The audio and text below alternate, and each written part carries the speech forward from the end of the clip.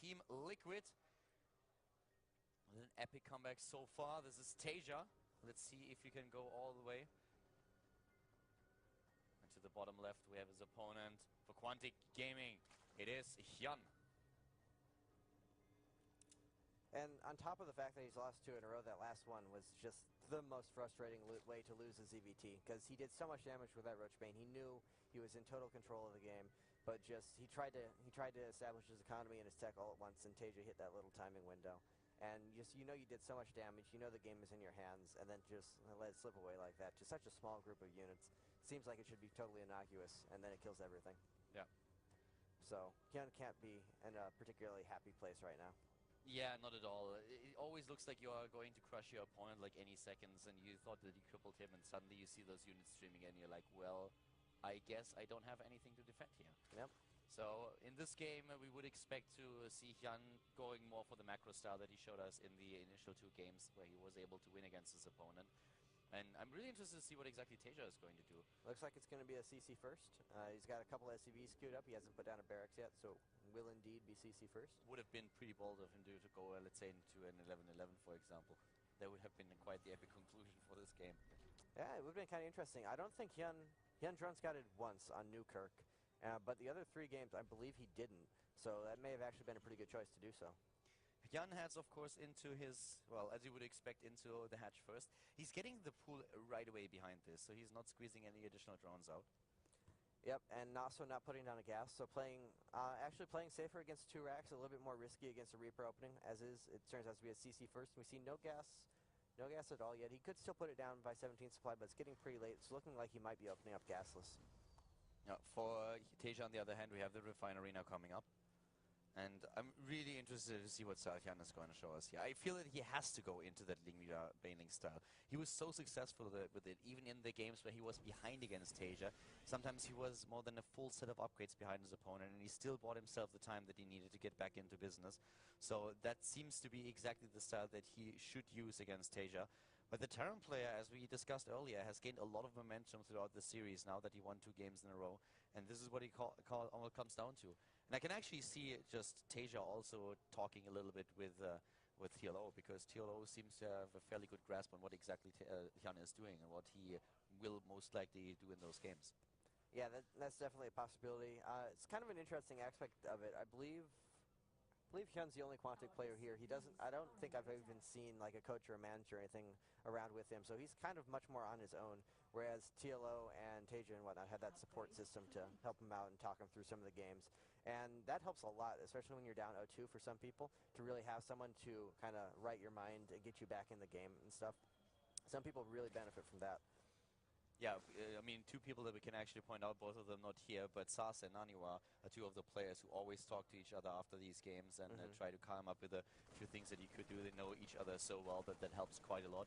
So we might actually see that between TLO and, of course, Taeja as well, just trying to help him out a little bit and give him a bit of an idea of what TLO expects from a player like Hyun. You can definitely assume that TLO studied a lot of Hyun's style as well. I mean, he's one of the most successful Zerg players out there right now. So analyzing his style is something that probably everyone has done at some point.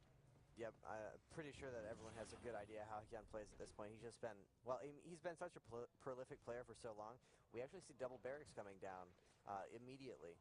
So this is looking like, I forget which map he did it on, but he's already done it once where he just moved into a very quick, it was on Whirlwind, where he moved into a very quick Marauder Marine Widowmine medevac attack. And with those 2 more barracks coming out, it definitely seems like he's headed up towards something like that again. And in that game, it actually took out the 3rd base, but Hyun already had 5 hatcheries, so that wasn't the biggest deal, and Hyun ended up turning into a macro game that he won pretty easily. Yeah, and for Hyun, we have that 3rd base now coming up, and he also added the extra gas. With the queens on the map, he's just spreading his creep as much as he can, and that will help him, especially on such a map like Star Station. You have so many angles where you can attack, especially that 3rd base. It is so exposed. Having a really good creep spread here helps you so much to defend against these attacks. Because first of all, you have to know that it's coming, and that's where creep tumors really come into play.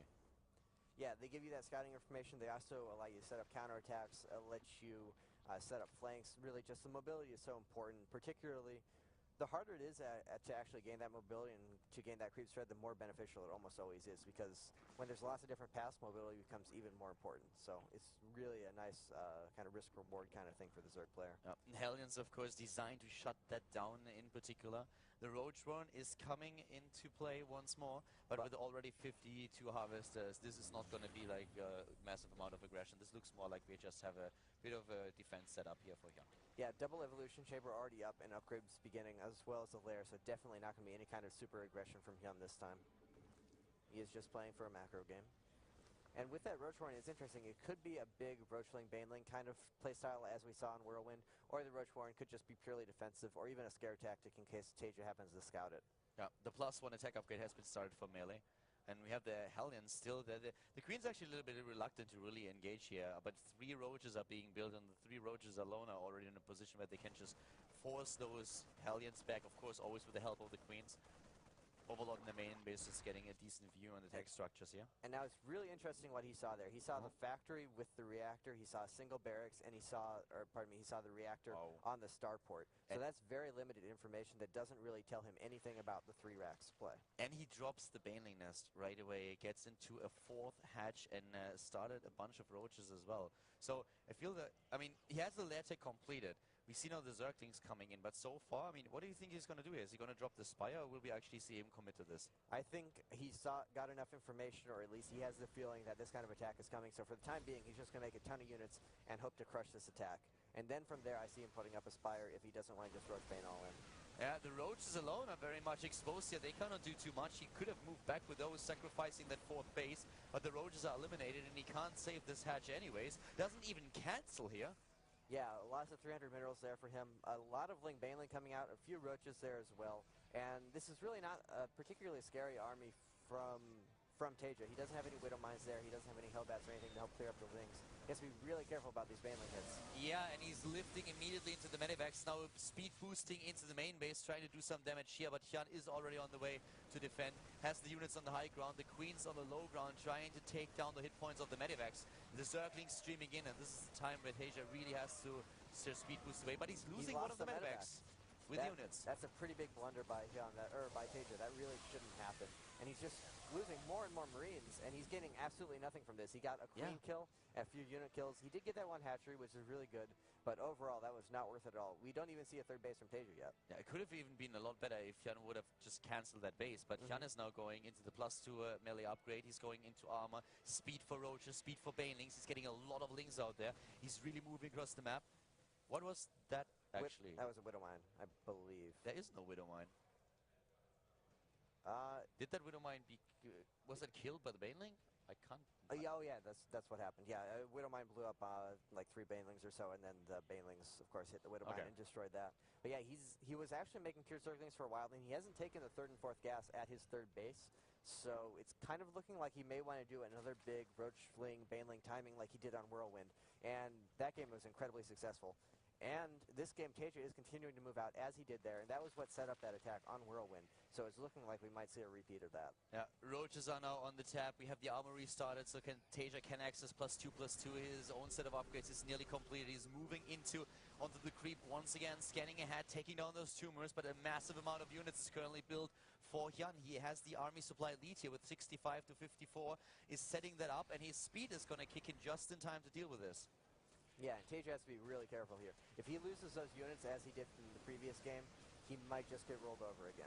Yeah, and really nice, once again, killing that base without a cancel for Hyun. Very annoying for the Quantic Zerg here.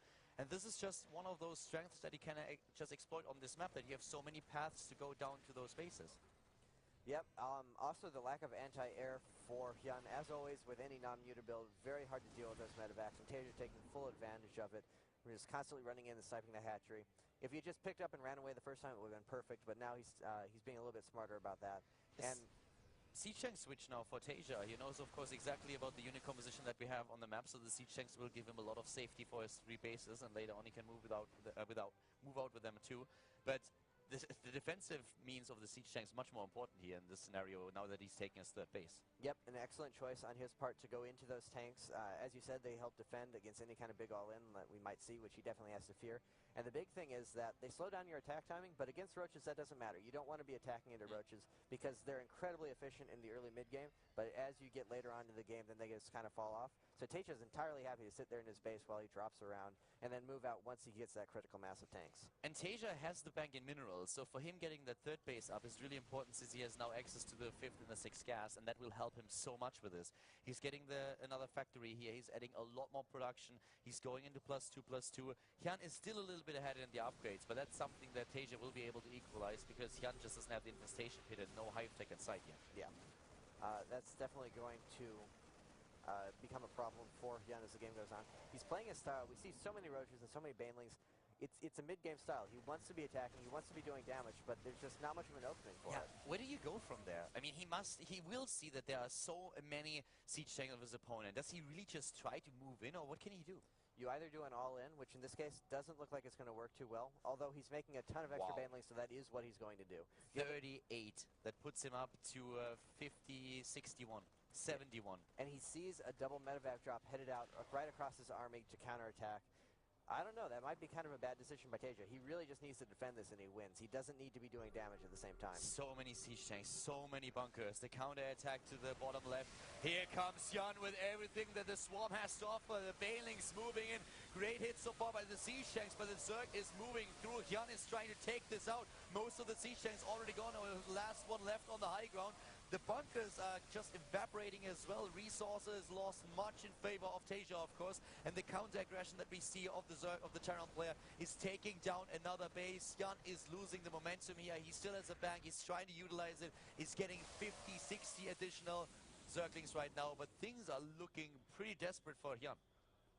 Yeah, he is still stuck on lair tech. His upgrades are not amazing. He really just has no real recourse. He was very, very set on that attack, doing significant damage, and he killed a lot of SCVs, but I mean, he has mules, he already has another 2-base income, and Taeja just scales so much better in the late game. That is the problem with these compositions. Taeja's gonna run around dropping, he has those tanks out, he has full vision of his opponent, and there's nothing that Hyun can actually do about the mobility of these medevacs, plus he now has the firepower of those very well upgraded bioforces. Hyun has 60 army supply against 90 now, so his overall supply a little bit misleading because he has so many drones. He's trying to now transition into the infestation pit, into the hive tech. He's getting the +1 attack upgrade for his roaches here. He's trying to get those out. Taeja on the way to get 3-3 on the middle of the map, still trying to do damage. He could pick up any second. That's exactly what he does. Once again, coming into play here is the lack of anti-air. There is nothing that can deal with those medevacs, and this gives Taeja just the mobility that he needs and always the option to just load into the medevacs and fly away.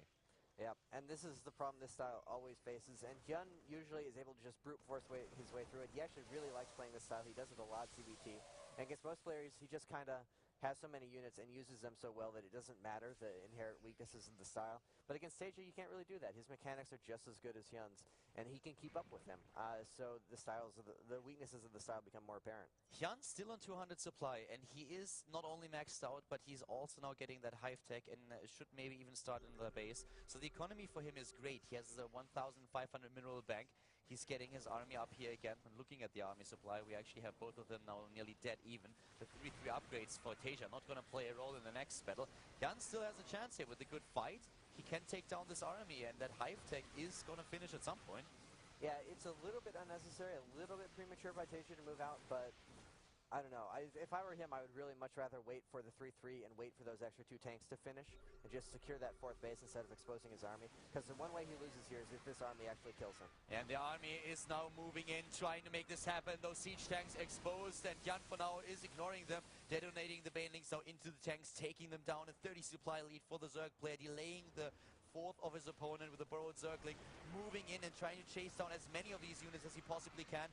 3-3 has been started for Hyun now that hive tech has been reached, and of course, as an additional attack, we immediately see that Ultralisk Cavern on the production tab. But if we look at his gas, he only has 300 banked at the moment, and he has that 4th base running now, but he's been running those bases for quite some time. They don't have a ton of resources left at them.